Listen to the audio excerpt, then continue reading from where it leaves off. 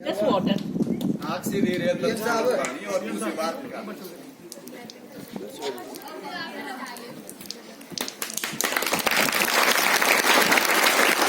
ये पाथ बनाने के लिए आपका जो पाथ है, रास्ता है नाक का, वो क्या करेगा?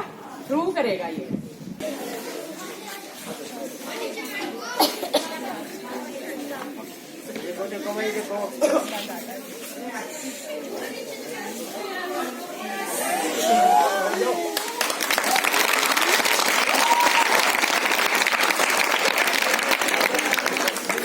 Similarly, you can do this activity from another nostril.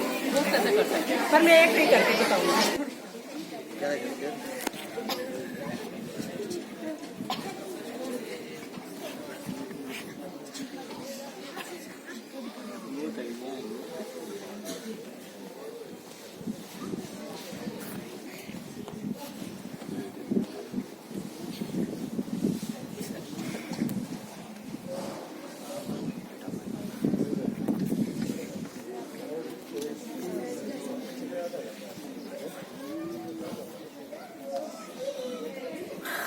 देखो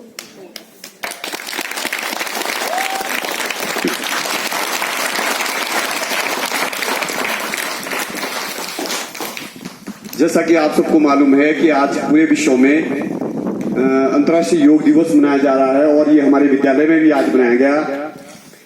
हम सबको पता होना चाहिए कि भाई योग है क्या। योग बोलते रहते हैं टीचर, आपके साइंस के टीचर बार बार जोड़ने को बोलते हैं आपको क्लास में कि भाई योग करो, इसको जोड़ो। योग का मतलब है जोड़ना। किसको जोड़ना है? जो आप योग यहां पर करना है, शरीर को आत्मा से जोड़ना है। शरीर, मन और आत्मा का जो एकीकरण है वो ही योग है। और उसके बहुत सारे तरीके हैं। यहाँ पर बहुत सारी परफॉर्मेंस आपके सामने की गई। इसको अंगों में बांटा गया है कि भाई अगर आपने योग करना है तो योग के 8 अंग हैं।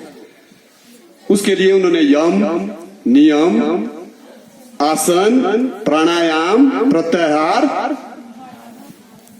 धारणा, ध्यान और समाधि, उनकी बात की गई है कि भाई ये जो 8 अंग है, इनको जब हम इकट्ठा करेंगे तब जाके जो है वो योग हो सकता है। तो जो परफॉर्मेंस आपने यहाँ पर की, ये तो या आपने प्राणायाम किए या आपने क्या किए, आसन, ठीक है ना। बाकी की सारे बाकी जो अंग है वो भी जो है योग का भाग है। तो उसमें बताया गया है कि आपको पता है कि भाई योग में कौन कौन सी चीजें आती है। योग में क्या आता है? आपका अहिंसा, कि भाई आपने जो है किसी प्रकार के मन के अंदर हिंसा नहीं रखनी है।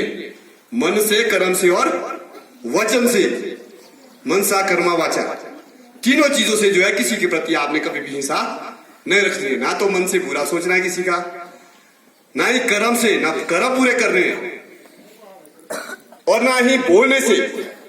उसको ही अहिंसा बोला गया है कि मन से, कर्म से और वचन से भी हिंसा नहीं करनी है। फिर उसके बाद उसमें यम में ही बोला गया है सत्य के बारे में कि भी आप जो है हमेशा सच्चाई के मार्ग पर चलो, ऑलवेज, वो भी योग है। ये जो सारी चीजें मैं आपको बोल रहा हूं कि आसन और प्राणायाम के अलावा ये सारी चीजें भी योग है कि आप अहिंसा को फॉलो करो, आप सत्य को बोलो। असत्य का मतलब है चोरी ना करना। यहाँ बहुत सारी कंप्लेंट आती रहती है कि ये मेरे आज कल एक लड़की टूर्नामेंट में जा रही है। अपरक्रिया का मतलब है जो हमारा नहीं है उसको हमने अपनाना नहीं है। कोई चीज हमारे को मिल जाती है, एक लड़के को यहाँ पर 50 रुपए नीचे मिल गए, उसने यहाँ पर लाए और सबको बोला कि सर को बोला कि जी मेरे को 50 रुपए यहाँ पर मिल गए। उसने उसको अपनाना नहीं चाहा। जो मेरा नहीं है मैंने उसको क्यों लेना है, उसको अपरिग्रह बोला गया। फिर ब्रह्मचार्य, मैं ब्रह्मचार्य का जो है ना विद्यार्थी जीवन में पालन करते रहना चाहिए। यम है, यम के नियम है।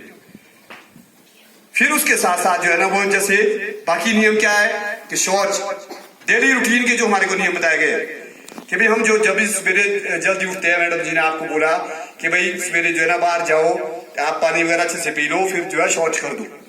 शौच भी 2 प्रकार का, एक आंतरिक और एक बाह्य। एक तो बाहरी शौच है कि भाई हम चले गए, टॉयलेट चले गए, उसके बाद जो आ गए। फिर आंतरिक जो बाकी जो आंतरिक हमारा जो शौच है वो हमने अपने मन की भी शुद्धि करनी है, वो भी साफ होना चाहिए।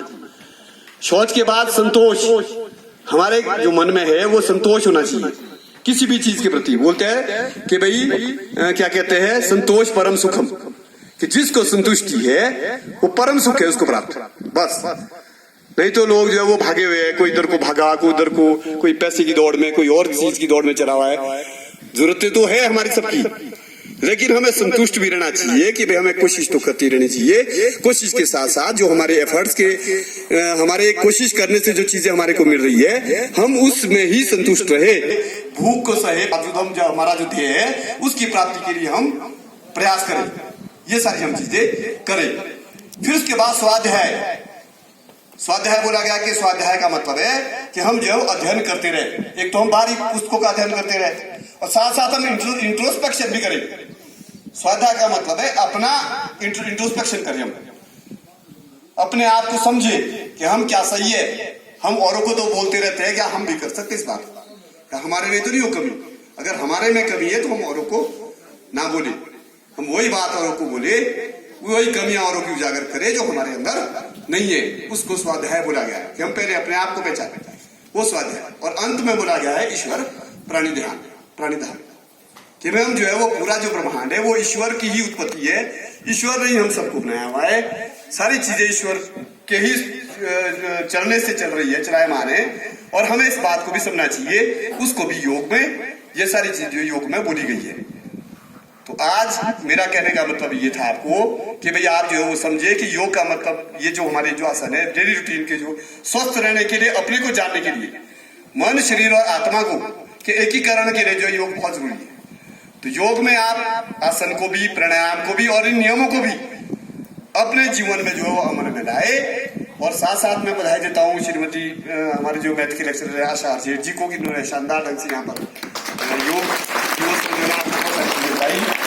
और हमारा जो हाउस, जो रनिंग हाउस है, इन्होंने भी योग के बारे में पोएम बोली, टॉपिक बोला और एक पोस्टर भी उन्होंने शानदार बना रखा है यहाँ पर, ये भी बधाई की पात्र है।